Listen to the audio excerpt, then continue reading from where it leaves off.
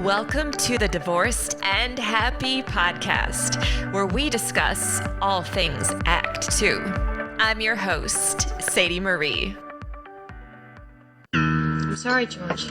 But I don't understand. Things were going so great. What happened? Something must have happened.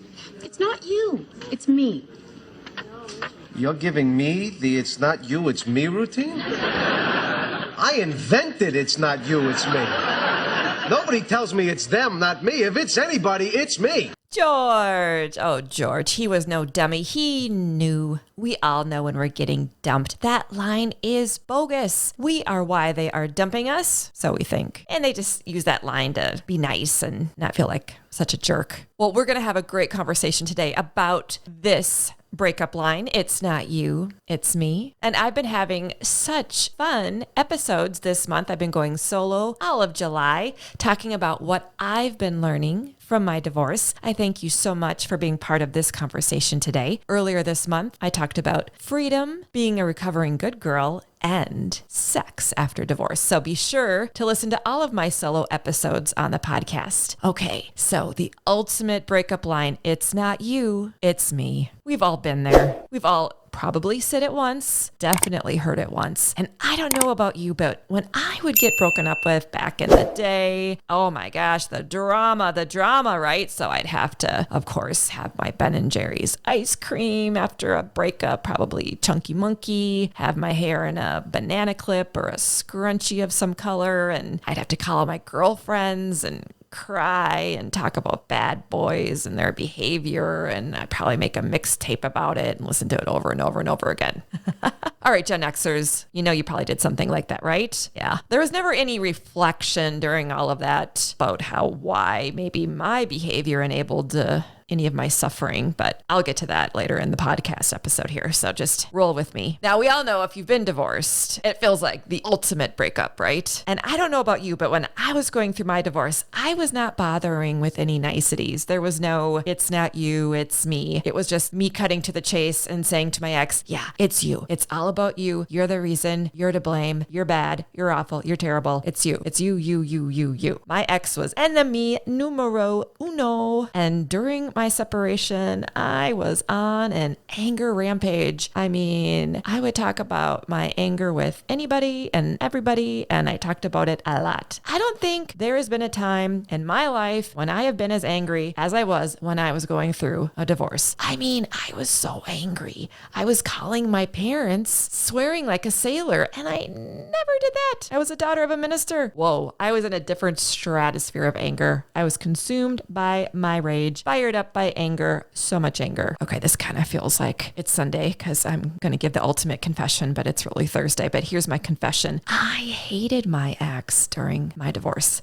And I'm not a hater, but haters are going to hate, and that was me. Now in hindsight, I see how my anger was really about grief, the 5 stages of grief. But even more than grief, I know now that all of that pain and ugliness that I was feeling during my separation and during my divorce was about me and how I felt about myself throughout my marriage. But that's not as fun, is it? It's not as fun. It's not as fun holding yourself accountable and looking at all the cracks. It's much easier just to have an enemy. And I know in my life, I have definitely, not just with my ex-husband, but I definitely have had some enemies because I did not want to look at myself. Mostly those enemies have been men. Perhaps you've done the same. So easy to do, isn't it? So easy to create an enemy. We do this with other countries. We do this with other religions. We do this with other political groups. So easy to have a long list of enemies. We can focus all of our hate and frustration and grievances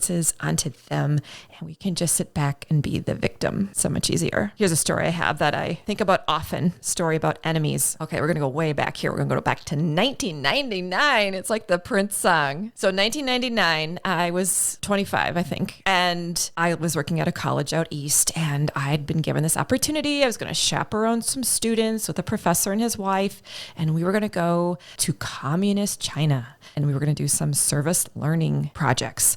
And I remember feeling really excited because I would get to travel to another continent that I'd never been to before. But I also remember being terrified because we were going to go to communist China. And, all the things that we've been told in our youth about Chinese culture, they were the enemy. Plus, at that time, I was really religious and Chinese culture wasn't Christian. So not only were they communist, but they weren't Christian. So that was two big strikes against China. I finally get to China with all of these students, with all of my fears and concerns, what was going to happen. And within about, I'd say, a couple of days, all of those fears that I'd been conditioned to have about communist China and the people that lived in that country completely dissipated because the people were so lovely. I mean, they were just so kind and so generous, gentle, sweet. I was so humbled. I am still, when I talk about that trip, I still feel so much humility because of my naivete around people from another country because of how I'd been conditioned to think about them. I'm so grateful that I got to go on that trip because I had so many rich experiences, and it also changed my mindset around how I perceive other cultures that are different than my own. Enemies. It's so easy to have an enemy. My divorce reminded me that having an enemy, like hating someone else,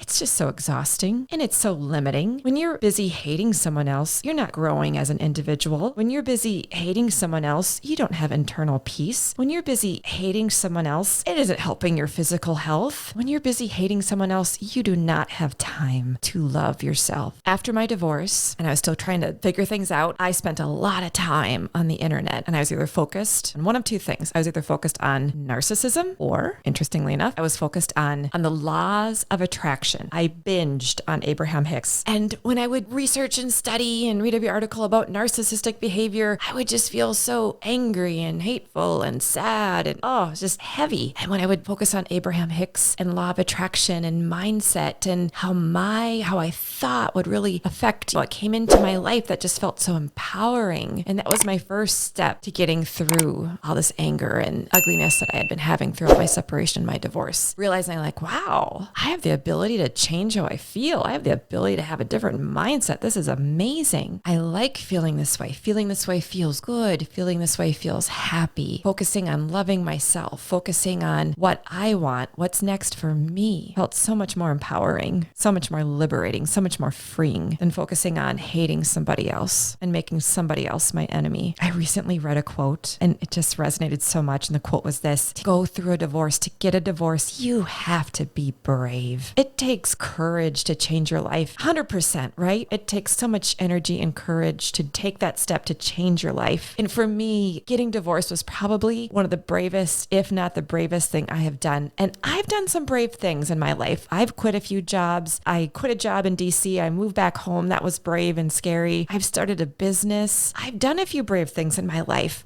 But I will say getting a divorce was it's probably been the bravest, because in order for me to get a divorce, I had to pick myself over everything else. I had to pick myself over this family that I had presented to the world. I had to pick myself over possibly my career. I didn't know if I'd be able to stay as a photographer if I got divorced. And I love being a photographer. That was a huge fear of mine, that I wouldn't be able to do it anymore, but I'm still doing it. I'm so happy I'm still doing it. And I had to pick myself over my kids, because I knew that me choosing to get divorced would change their life and impact them deeply. And it has. There's no getting around that. But I knew that I had to do that for myself, and that my happiness mattered, and that I needed to make my life happy in order to be a better mom. So I had to be brave enough to do all those things. Okay. And I think the bravest part in all of that, going through a divorce and changing my life and impacting my family and moving into a new home and adjusting to a different budget and all of that, I think the bravest part in all of that is when I could start telling the truth to myself. And the truth was that I had all this anger at my ex because really deep down, I was angry and disappointed with myself. I was angry on how I let myself down. I was angry for being fake, for being disingenuous, for playing a part. I was angry at myself for excusing behavior that was unexcusable. I was angry at myself for enabling behavior that was hurtful to me, that I shouldn't have put up with. I was angry at myself for not being an advocate for myself the way that I absolutely would have been for somebody else. I was angry at giving someone else so much power over my happiness. And once I could accept those truths and talk about them with myself, and just own it. Felt so freeing, felt so liberating, felt so loving, felt so calming, felt so peaceful, felt so healing. This inward journey that my divorce has taken me on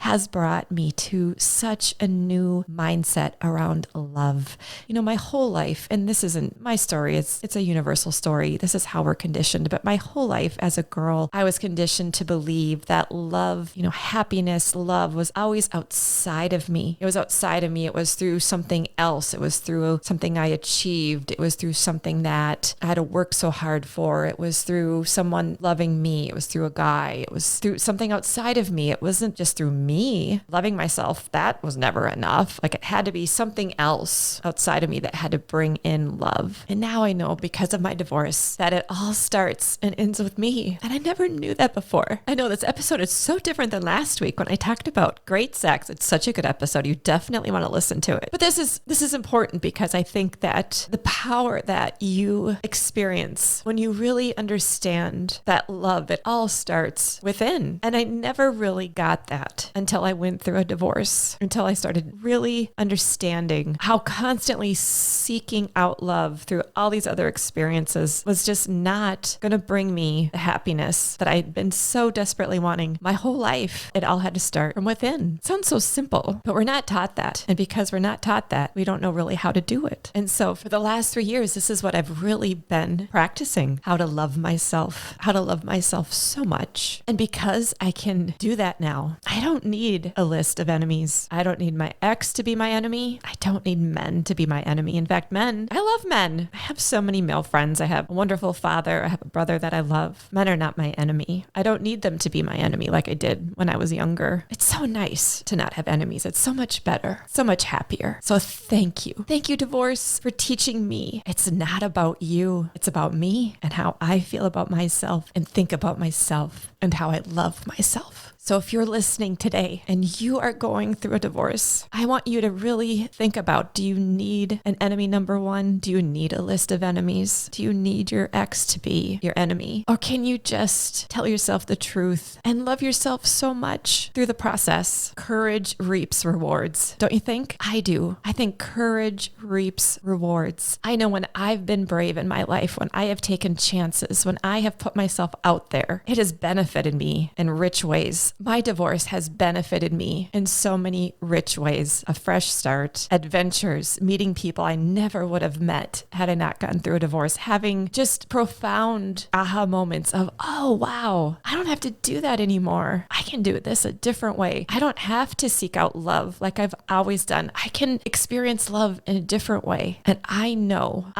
your courage, wherever you're at in your divorce journey, your courage is reaping you those same rewards too. And I want you to enjoy them. You've earned them. Thank you for being with me in this moment. I knew this episode it'd be really raw for me. I've been enjoying so much happiness in my life since my divorce, and being genuine and authentic brings me so much happiness. So to have this moment with you makes me happy. And on that happy note, I want to thank you for joining me today. And I have been loving these solo episodes. They are really stretching me. I'm having so much fun with them. And next Thursday will be the final solo episode. It's the last Thursday in July, and I am saving the best for last. It's going to be a breezy, fun episode. I've been waiting to share it with you for weeks and weeks now. I've been thinking about this final episode. So come back next Thursday and let's have so much fun with my last solo episode of the month. And then in August, I will be having guests back on the podcast, and my lineup in August is going to be so fantastic. These guests are bringing it. We're having some rousing conversations, and I know that you are going to enjoy what we have to say about life after divorce with a playful perspective, with some spicy, delicious fun, of course, which is how I love to talk about divorce. And I'm also gonna, I'm gonna mix it up a little bit. Things are popping up over here. I've been inspired. I've been doing this podcast for 6 months now, celebrating 6 months, which feels so good. Of course, I would also love for you to follow, subscribe, rate, and review the podcast. You can also follow Sadies Divorced and Happy Podcast on Instagram and Facebook, and be sure to visit us at divorcedandhappy.net. If you have found value in this episode, or if you've been enjoying my podcast for a while now, maybe even since its inception back in January, I would love it for you to consider buying me a cup of coffee. It's easy. Just visit www.buymeacoffee.com/Sadie Marie, and you can buy me a cup or two, and I thank you for your support. I played a clip from the fantastic series Seinfeld, which we all hold near and dear to our hearts, and that was from YouTube. So if you want to look for that clip, the It's Not You, It's Me clip from Seinfeld, just go to YouTube. I'm your host, Sadie Marie, and I thank you for being with me on this episode today, and I cannot wait to connect with you next week. Until then, you take good care.